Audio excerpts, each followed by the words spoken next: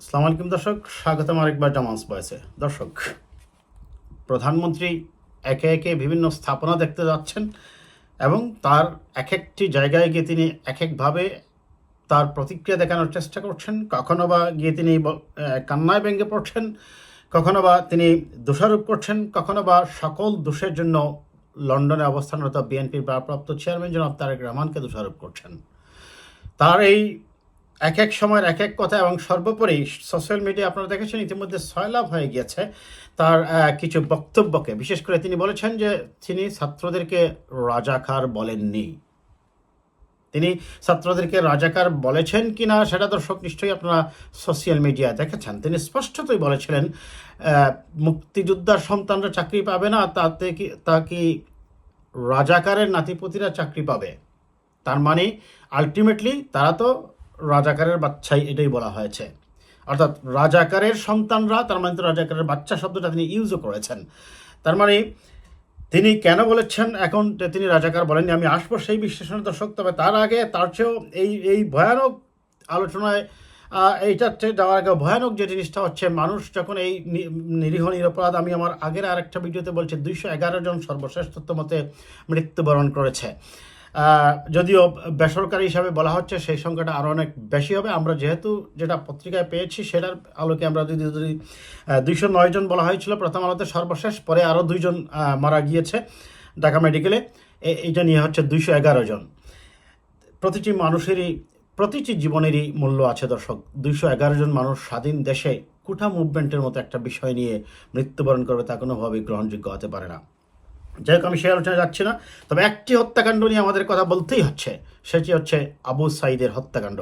সেই হত্যাকাণ্ডে আপনারা জানেন যে মামলার রুজু হয়েছে এবং সেই মামলার ব্যাপারে আমরা এখন একটু কথা বলতে চাই। মানুষ আশা করেছিল এই মামলাটা অন্ততপক্ষে সরকার সুষ্ঠুভাবে তদন্ত করে সঠিকভাবে মামলার চার্জশিট দেওয়া হবে, কিন্তু মামলার শুরুতেই প্রথম দিকে আমরা দেখলাম যেটা সরকার তার সেই বরাবরের মতো সরকারের প্রভাবিত হয়ে, সরকারের দলের, সরকারের আইন আদালতের প্রভাবে যে মামলাটা করা হয়েছে এখানে এবং মামলার যে চার্জশিট দেওয়া হয়েছে সেটা নিয়ে আমাদের অবজারভেশনটা দর্শক। আমি সংক্ষেপে আগে এই বিষয়টা দেখে নেই।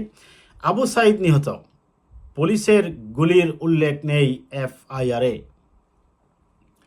কোটা সংস্কার আন্দোলন চলাকালে গত 16 জুলাই বেগম রোকেয়া বিশ্ববিদ্যালয়ের শিক্ষার্থী আবু সাঈদ ক্যাম্পাসের পাশে নিহত হন। ভিডিও ফুটেজে দেখা যায় তিনি দায়িত্বরত পুলিশের জন্য হুমকির কারণ ছিলেন না, তারপরও তাকে লক্ষ্য করে পুলিশ গুলি ছুড়ে এর কিছুক্ষণ পরে তার মৃত্যু হয়। বিক্ষোভকারীরা বিভিন্ন দিক থেকে গুলি ছুটতে থাকে এবং ইটের টুকরা নিক্ষেপ করতে থাকে। এক পর্যায়ে এক শিক্ষার্থীকে মাটিতে পড়ে যেতে দেখা যায়, বলা হয়েছে এফআইআরে। তবে পুলিশের প্রাথমিক তথ্য বিবরণীতে উল্লেখ করা হয়েছে যে সাঈদ পুলিশের গুলিতে নিহত হননি। আমরা এটা নিয়েই একটু বলি দর্শক, আর বাকিটুকু পড়ার দরকার নেই, আপনারা এখানে বুঝে নিন। পুলিশের প্রাথমিক তথ্য বিবরণীতে বলা হচ্ছে পুলিশের গুলিতে আবু সাঈদ নিহত হননি। ওকে, যাই হোক, আর বাকিটুকু না বলে আমি এখানে একটা অংশ পড়তে চাই। 2টি ভিডিও যাচাই করেছে অ্যামনেস্টি ইন্টারন্যাশনাল। অ্যামনেস্টি ইন্টারন্যাশনাল বলছে যেখানে দেখা যাচ্ছে অন্তত 2 জন পুলিশ কর্মকর্তার রাস্তার বিপরীত পাশ থেকে তাকে লক্ষ্য করে 12 গেজ শটগান থেকে সরাসরি গুলি ছোড়েন। সে সময় আবু সাঈদ তার বুক চেপে ধরে এবং পুলিশ কর্মকর্তা কমপক্ষে আরও 2 বার গুলি চালান। আমি আরেকবার বলি দর্শক, অ্যামনেস্টি ইন্টারন্যাশনাল তাদের যে ইনভেস্টিগেশন এবং তারা যে এটাকে জাস্টিফাই করেছে যে ভিডিওগুলোকে, তারা বলছে মাত্র 12 গেজ তাকে লক্ষ্য করে 12 গেজ শটগান থেকে সরাসরি গুলি ছোড়া হয় এবং আবু সাঈদ তার বুক চেপে ধরেন এবং তারপরে তিনি মাটিতে লুটিয়ে পড়েন কিছুক্ষণ পর। আপনারা ভিডিওতেও দেখেছেন এই জিনিসটা, এই সত্যটা। অ্যামনেস্টি ইন্টারন্যাশনাল স্যাটেলাইট ইমেজ ব্যবহার করে সাঈদ ও পুলিশ কর্মকর্তাদের ভৌগোলিক অবস্থান শনাক্ত করেছে এবং তারা বলছে পুলিশ ছিল আবু সাঈদের অবস্থান থেকে 15 মিটার দূরে। এটি হচ্ছে তারা গুগল ম্যাপ দেখে, আপনারা আর্টিফিশিয়াল ইন্টেলিজেন্স ব্যবহার করে তারা হয়তো সেটা নির্ধারণ করেছে। আর পুলিশ বলছে তারা কোনো গুলি করেনি বা গুলির কোনো ঘটনা ঘটেনি। 18 জুলাই অ্যামনেস্টি ইন্টারন্যাশনাল এক বিবৃতিতে বলে সাঈদ পুলিশের জন্য দৃশ্যত কোনো শারীরিক হুমকি ছিল না। সাইদের মৃত্যুর সনদে উল্লেখ করা হয়েছে তাকে হাসপাতালে মৃত অবস্থায় আনা হয়েছিল। সাইদের ওপর পুলিশের হামলা ছিল বেপরোয়া ও বিনা উস্কানিতে। আমি আর বাকিটুকু পড়ব না দর্শক। এখন 15 মিটার দূরে যদি থাকে এবং ভিডিওতে সুস্পষ্টভাবে তার হাতে যে লাঠিটা ছিল, একটা লাঠি ছিল আমরা দেখছি, সেই লাঠিটা নিশ্চয়ই তার, এইটা দিয়ে 4 জন পুলিশকে হত্যা করে ফেলবে এটা কেউ বিশ্বাস করবে না। প্লাস পুলিশ যেহেতু অস্ত্রে সজ্জিত, তাদের কাছে যেহেতু অস্ত্র আছে, গুলি করার সক্ষমতা আছে, কাজেই এই হাতের যে স্টিকটা, এটা কোনোভাবেই পুলিশের নিজের জীবনের জন্য নিরাপত্তা হুমকি হতে পারে না। সেক্ষেত্রে পুলিশ গুলি করতে পারে না। আর গুলি যদি করেও পুলিশ, সুস্পষ্ট আইন হচ্ছে তাকে হাঁটুর নিচে দিয়ে করতে হবে। আপনি 3rd টাইম ওয়ার্নিং দেওয়ার পরে যদি কেউ না শুনে আপনি হাঁটুর নিচে দিয়ে গুলি করবেন, আপনি কেন তাকে বুকে বা মাথায় গুলি করবেন? যাই হোক, তার মানে তদন্ত যে কী হবে এবং সরকারের নির্দেশনা এবং প্ররোচনায় সেটা যে আলোর মুখ দেখবে না এবং সত্যিকার ন্যায় বিচার যে এই আন্দোলনকারীরা কেউই পাবে না বলে আমি অন্ততপক্ষে আপনাদেরকে বলতে পারি। সেটা সবচেয়ে ভয়ানক বিভৎস যে হত্যাটা আমরা দেখছি, সারা বিশ্ব দেখেছে, সারা দেশের মানুষ দেখেছে, সেটার ক্ষেত্রেই যদি এফআইআরে এবং যে চার্জশিটে যেটা দেওয়া হবে, আমরা সন্দিহান দর্শক।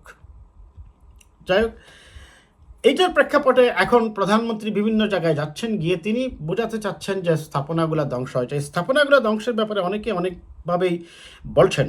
তিনি মেট্রো রেল দেখতে গিয়েছেন, গিয়ে কান্নায় ভেঙে পড়েছেন। তিনি বারবার বলার চেষ্টা করছেন স্বজন হারানোর বেদনা তার চেয়ে কেউ বেশি বোঝার কথা নয়। সেই একই কথা আমরা শুনছি তিনি গত 15-16 বছর থেকে, 30 বছর থেকেই, 35 বছর থেকেই বলে আসছেন। কিন্তু বাস্তবে কাজের ক্ষেত্রে বাংলাদেশে আপনারা দেখবেন যে সবচেয়ে অত্যাচারী রাজনৈতিক দল, সবচেয়ে বেশি মানুষ খুন হয় আওয়ামী লীগে যখন ক্ষমতায় আসে। মানুষের উপর নির্যাতন, নিপীড়ন সবচেয়ে বেশি চলে যখনই আওয়ামী লীগ ক্ষমতায় আসে। মানুষের উপর নির্যাতনের মাত্রাটা বেড়ে যায়। সেই দলেরই নেত্রী হয়ে তিনি মেট্রো রেল দেখতে গিয়ে কান্নায় ভেঙে পড়েছেন এবং সেখানে তিনি বলেছেন যে তিনি ছাত্রদের রাজাকার বলেননি। আমি আগেই বলেছি দর্শক, তিনি বলেছেন কিনা সেটা আপনারা সোশ্যাল মিডিয়ায় দেখেছেন। তার মানে এখানে চরম মিথ্যার আশ্রয় নিয়েছেন প্রধানমন্ত্রী। তিনি বিটিভিতে গিয়েছেন। এই অগ্নিসংযোগের ব্যাপারে আমি একটা কথা বলতে চাই দর্শক। যখন সরকারের কাছে খবর যায় যে ইতিমধ্যে প্রায় 200 জন মানুষ মারা গিয়েছে, তখন সরকারের লোকজন হয়তোবা তাদের ভাড়া করা টুকাইদের দ্বারা এই সকল স্থাপনায় হয়তোবা আগুন দিতে পারে। কোনো কিছুই তদন্তের আগে নিশ্চিত করে বলা যাবে না। তবে তদন্ত করবেটাকে, এই আবু সাইদের যে প্রকাশ্যে যে গুলি করে হত্যা করা হলো সেটার ব্যাপারে এই ভুল রিপোর্ট দিয়ে দেওয়া হচ্ছে। আর এগুলোর ব্যাপারে কি হবে? তার মানে তদন্ত যদি সঠিকভাবে না হয়, সত্যিকার অপরাধীরা কিন্তু ধরাছোঁয়ার বাহিরে থেকেই যাবে। সরকার যখন সংবাদ পেল প্রায় 200 জন মানুষ মারা গিয়েছে, তখন এটাকে বৈধতা দেওয়ার জন্য সরকারের দলের টুকাইরাই হয়তোবা বিটিভি ভবনে আগুন দিতে পারে। হানিফ ফ্লাইওভারের টুল আদায়ের স্থানে ওইখানে ভাঙচুর হয়েছে। সবচেয়ে আশ্চর্য লাগে, আপনারা দেখুন তো, এই হামলার প্রকৃতি থেকে অনুমান করা যায় এটা সরকারের সাজানো নাটক হতে পারে। কারণ আন্দোলনকারীরা তারা কোটার জন্য আন্দোলন করছে, কেন তারা নরসিংদী কারাগারে আক্রমণ করতে যাবে? কারাগারে তো আক্রমণ করতে তাদের প্রয়োজন নেই। তার মানে এখানে বোঝাই যাচ্ছে এটা যে সরকারের এক ধরনের নীল নকশা করে বিশ্ববাসীকে দেখানো এবং তাদের এই যে মানুষ হত্যা, আকাশ থেকে হেলিকপ্টার থেকে গুলি করে, এখানেও মিথ্যা কথা বলেছেন প্রধানমন্ত্রী। এখানে যে সাউন্ডটা আসছে, তিনি বলছেন পানি ছুঁড়েছে। দেখুন প্রধানমন্ত্রী কিভাবে এত ডাহা মিথ্যা কথা বলেন আমি জানি না। কারণ পানি যদি ছুঁড়েন, পানি ছোড়ার সময় নিশ্চয়ই আপনার সাউন্ড গ্রেনেড মারার ক্ষেত্রে বা বন্দুক থেকে গুলি করার যে সাউন্ড, এইরকম তো সাউন্ড আসার কথা নয়। আপনারা স্পষ্টত ভিডিওতে দেখেছেন যে এখানে সাউন্ড হচ্ছে। এবং সেই বাড়ির ছাদে যে বাচ্চাটা মারা গেল, যদি গ্রাউন্ডস থেকে মনে করেন পুলিশ বা সেনাবাহিনী বা বিজিবির লোকজন গুলি করে, তাহলে বাড়ির ছাদে ওই বাচ্চাটা মারা যায় কিভাবে? তার মানে নিঃসন্দেহে ওই গুলিটা হেলিকপ্টার থেকেই ছোড়া হয়েছে। অথচ প্রধানমন্ত্রী ডাহা একটা মিথ্যা কথা বলে দিলেন। আমি জানি না এই ধরনের কথা কেন প্রধানমন্ত্রী বলছেন যেগুলার ভিডিও এভিডেন্স আছে, এগুলা বলে আমি তো মনে করি তিনি নিজেই নিজেকে হালকা করছেন এবং মানুষ এটা নিয়ে ট্রল করছে, মানুষ হাসাহাসি করছে এবং তাকে একজন মিথ্যাবাদী, একজন চরম মিথ্যাবাদী প্রধানমন্ত্রী হিসাবেই সোশ্যাল মিডিয়া সহ প্রত্যেক জায়গায় মানুষ আখ্যায়িত করছে। স্পষ্টত ভিডিওতে হেলিকপ্টার থেকে গুলি ছোড়া হচ্ছে, সাউন্ড আছে, স্পষ্টত আপনি যে যে সাইদের যে হত্যাটা হয়েছে সেখানে পুলিশ গুলি করছে, স্পষ্টতই দেখা যাচ্ছে। এমনকি অ্যামনেস্টি ইন্টারন্যাশনাল তারা গুগল ম্যাপ দিয়ে আইডেন্টিফাই করছে কত দূর অবস্থান ছিল পুলিশের। আপনারা এফআইআরে গুলির কথা লিখছেন না। যাই হোক দর্শক, তবে তদন্ত যে কী হবে এটা দিয়ে অপেক্ষা করে লাভ নেই। এখন এইগুলা সঠিক তদন্ত করতে হলে অবশ্যই এই রেজিমের, এই ফ্যাসিস্ট রেজিমের পরিবর্তন করতে হবে, আর সেজন্য সরকারকেই যেতে হবে। আর সেজন্যই প্রয়োজন সকল দলকে মাঠে নেমে এই সরকারকে বিদায় করা এবং একটি নিরপেক্ষ সরকার অধীনে নির্বাচনের দাবিতে মাঠে আন্দোলন সক্রিয় করা। ভালো থাকবেন দর্শক, কথা হবে আবার কোনো বিষয়।